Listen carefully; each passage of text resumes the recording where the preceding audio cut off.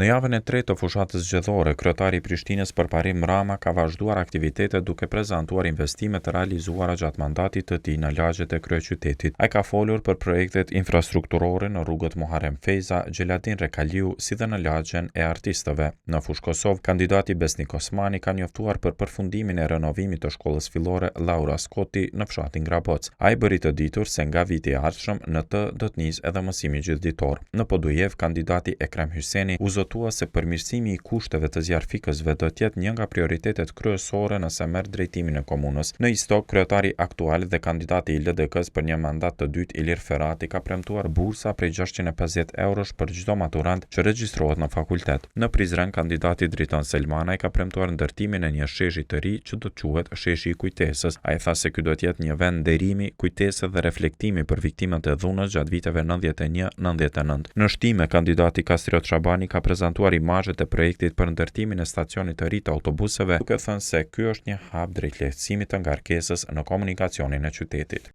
Secili maturant që e përfundon maturën edhe shikojnë dorëzim për shkollim tutje dhe që regjistron në fakultet, qoftë publik, qoftë privat, në momentin që bie vërtetimin, ka me marrë bushën prej 650 euro. Dhe ju garantoj që 4 vjet të ardhshme ka më pas transformime çast nga për një 50 vjet tjera nuk kam një rrugë qytetarët të Jam bashkë me zonën të stacioni i kulturës, është ngjitur me stacionin e trenit, po sot këtu po e krijojmë stacionin e kulturës edhe hapësina të reja për skenën e artit dhe kulturës në kryeqytet.